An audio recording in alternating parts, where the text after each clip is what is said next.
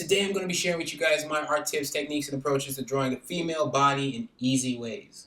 Basically how I draw female body poses, stuff to watch out for, best practices, things to work on, and maybe even how you can get better over time. Drawing some easy stuff, complicated stuff, more dynamic stuff. Let's go. One of the first things to remember is that I tend to draw each thing separately. It just makes my mind clear, puts me in the zone when I'm focusing on a singular aspect of the drawing and, just building from there. Here with this illustration, I'm drawing the head, not necessarily thinking about the body. For this drawing specifically, I didn't 100% know what I was doing except having a vague idea of wanting to draw the character from above and, in some kind of maybe shocked pose or something. To give the drawing a little oomph, sometimes the characters may be looking up at maybe a giant monster. They're never or rarely just standing up straight and looking up. They're usually in a pose of action where they're about to leap into action, whether it be running away or attacking, defending, whatever the case may be. So I'm bending the knees. If you're looking at something that's about to attack them, depending on the camera angle I want to use, I'm kind of showing from the perspective of the threat. Camera angle is really key. But when it comes to the actual drawing, I'm taking things one step at a time. But before I do anything, I have a vague, loose idea of what I'm trying to convey, and then I go from there. So it started with the head, then I go with the upper part of the torso, the rib cage area, and I'm just drawing that. Keep in mind, keeping things interesting, there is a sense of foreshortening, so the head is almost kind of split halfway with the shoulders. If we were drawing the character straight on, the shoulders wouldn't look that high. Now that's pretty close to how it would actually look from this angle. But a mistake that some people might make is even if you're trying to draw the character from above, you still try to have the shoulders be below the head and you don't have any overlap, you don't have any foreshadowing, where here you can clearly see that one part of the head is blocking the other side of the shadow. So little things like that are key. One of the things that have helped me over the years is doing a lot of research, whether it be real life illustrations or even other drawings from other creators that I admire, and just seeing their approaches to doing this kind of stuff. Then to keep things dynamic, you also want to have a decent understanding of the perspective. The further away the thing is, the smaller it's going to look. So her feet are going to be the smallest here. Not that they were big anyways, but they're going to look even smaller than what they would normally look, given the proportion of the body normally. But they will look this way because of the angle. And also when you're drawing things one by one, it's only afterwards that I 100% then know what the boobs are going to block. Which is easier for me because then that's, less stuff to draw and add details. Having a strong understanding of foreshortening is really key. You can see how we don't see the top part of the right arm. We only see the forearm and the fist because it's blocked. Drawing female bodies generally are really tricky, especially in the hip, waist area. Especially if you're used to drawing guys. But again, same approach here, but drawing from below. Once you just take your time and draw things one by one, you can break them down into simple shapes. It just makes the overall experience much easier. Now we're having an opposite approach with drawing here, where we're kind of looking at the character from below to a degree, and you can use the guidelines on the face to even tell you that she's kind of looking up, or she might be looking straight ahead, but because we're looking from below, it almost looks like she's looking up, kind of. Everything we're drawing, as we're drawing coming down towards the legs, is going to be getting a little bigger. Not that you're actually that big, but because there is some perspective going on. But there's a fine balance. Because right here, I'm keeping in mind that yes, it's supposed to be getting bigger, but there are parts where, even though it's getting bigger, I still need to make sure that, I do the right curves for the lines in the appropriate places where they still look normal. Everything is getting bigger, but there's still parts of the drawing that would kind of still come in, maybe towards the knee and kind of come in. So even though the lines for the thigh are coming back in towards the knee, it is still going to be bigger than it would have if we were just drawing the character head on. Let's try out a common pose that you normally see in maybe an action comic where a character's kind of leaping towards, whatever they're leaping towards. You can see how I'm drawing everything slowly. I don't necessarily know what I'm doing with the hands just yet. You see how the right leg doesn't really show the lower part of the leg, and the feet is behind, and it's going to be a little smaller because it's behind. And then the leg on the left is doing quite the opposite, but the knee is kind of like the furthest part towards us. So the leg is still kind of going back, and so there's like some perspective happening there as well. Then with the female, this is where things get tricky, especially in that hip area, also depending on the body type you're drawing. You still want to keep all those things in mind. Now usually you can see I'm drawing a very standard body type here. And I think this is the more appropriate version to learn first, and then you can try out other techniques and try out different body types, you know, morphing this into, let's say, a different body type like we did in the previous video. One of the key things I like to do in my drawings, as you've probably already seen, is I always clean things up. Take a step back and analyze your drawing, and then based off all the research you've done so far, having a decent understanding of the female human anatomy, I have videos that you can go check out that should help you in the right direction. Based off of that, you'll kind of know what to keep in mind when drawing these things. Have some fun, maybe add some hair. Most times I start drawing from the head, but in some cases I kind of start from anywhere, especially if they're the focus of the drawing or if they're the closest to the camera. And here's an example of a typical raunchy but common pose that you would see. There's some foreshortening going on here because we're not going to see some parts of the back. Now there's like an arc. We'll see some of the back, like the top parts, and we're keeping all of that in mind.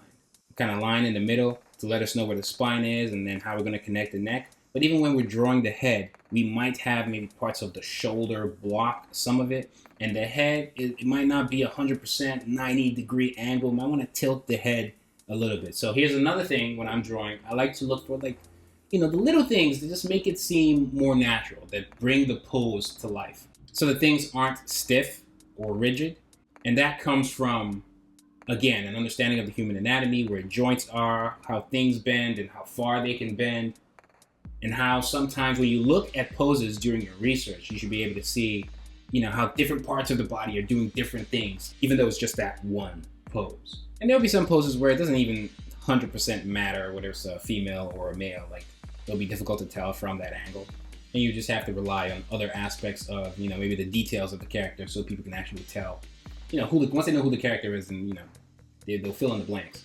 But one of the cool things is some poses like this, depending on your style, even the way you shade, can help hide some of the tough stuff you don't have to worry about. Sometimes when drawing, especially back in the day when I used to draw, I used to struggle with foreshortening because I was trying to draw everything when really, you know, sometimes foreshortening kind of makes it easier because parts of the body are blocking other parts of the body, so you don't necessarily have to draw it at all. Well, if the pose is starting to look a little wonky, ask yourself if you should even be drawing it at all.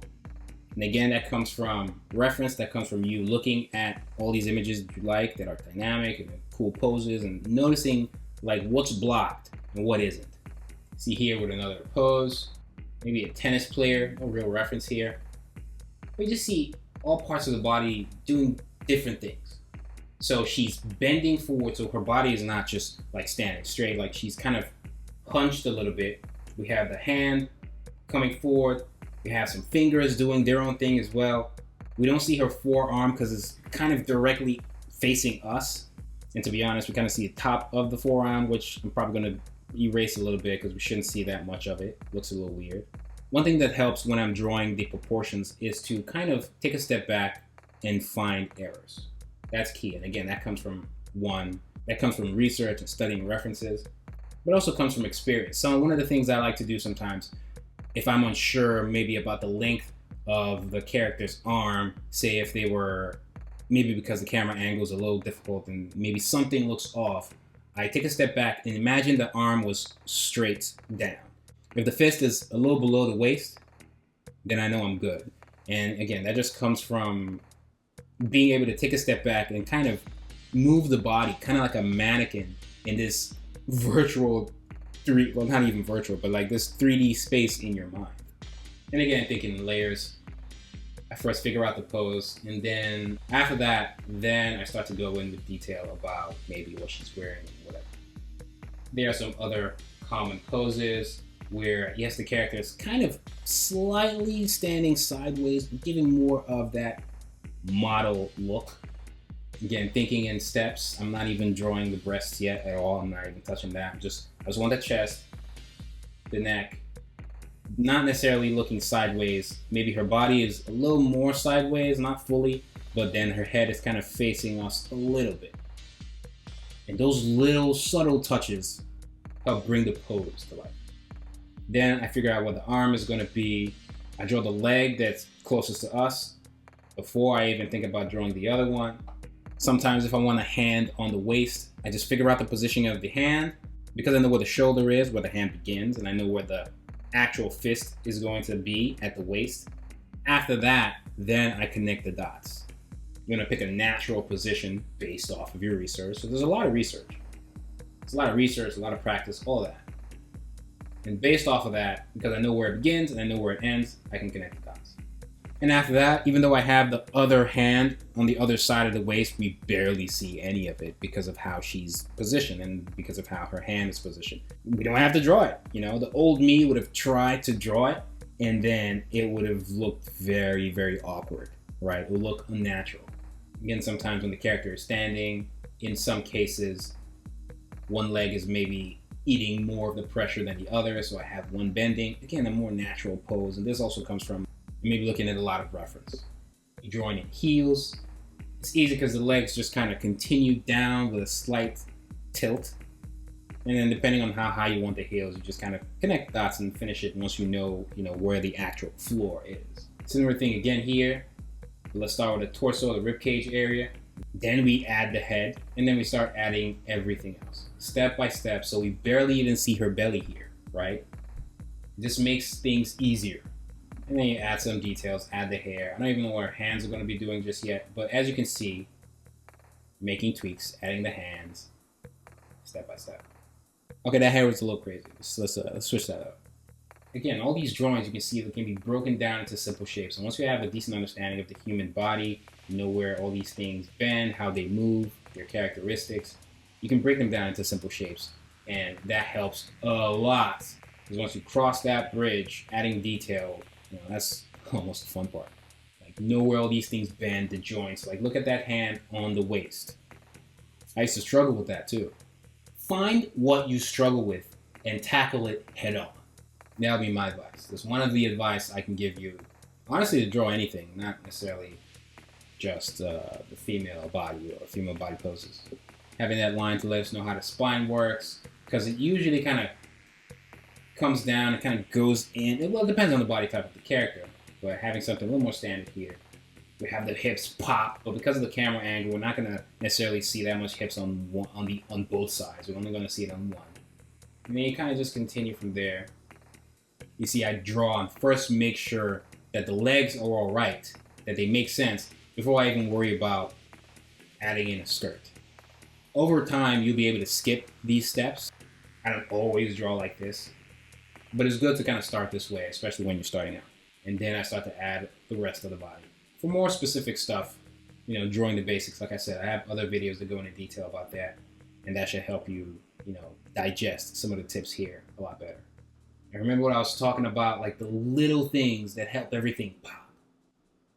Even drawing the character from behind and like that, the legs, the way the legs are kind of almost pointing inwards, that's a thing that happens sometimes. And it's very rare, but to be able to know when to put that in, I mean, it's up to you, but it just adds a little extra something to the drawing. It makes it seem like you actually reference an image. And all of this, none of this is actually referenced. This is all me freestyle. So you can see everything broken down, and I can kind of break them into simpler, slightly irregular shapes so you guys kind of have a stronger understanding of, everything we've been doing so far. Even the character's legs right there, I could have had it go straight, but the fact that it's kind of bent in the original sketch, again, just the little things. The fingers, understanding the joints and where they bend, so like the hand can be doing a lot of stuff. When you look at all these drawings and you look at poses, like there's a lot happening at once that really helps bring things to life. So again, just simple shapes. How the leg is kind of going to be positioned when the character is wearing heels. All these things. If you can draw this mannequin before you add in the details, if you can just focus on just that first and then you go in with the details afterwards, you should be good. So here, the skirt, how, depending on how thick the thighs are, some of the lines would overlap. You see her elbow, it's pointing a little more forward, and that's why we see less of it. If it was more sideways, we'll see more of it. All these things, you're kind of thinking of this character in three-dimensional space as well. And like I said, practice, especially if you have a strong sense of direction of what you actually want to achieve from the work you're doing. For the 2.5 people that made it to the end of this video, thank you. Don't forget to like this video. Holy Ghost, smash the subscribe button and hit the bell so you stay notified each time I upload absolutely anything. Turn on all notifications. Leave comments if you have any questions. Check out more of my other videos. Check out my comic Apple Black, published and serialized on Saturday AM. Saturday AMs for the shonen stuff, Saturday PMs for the seinen stuff, and Saturday brunches for the josei. Please check out the app. The latest issues of all the magazines are free to read. And if you subscribe, you get access to everything on the app, including Apple Black. Check out more videos. It's White Manga, and I'm Audi 9000.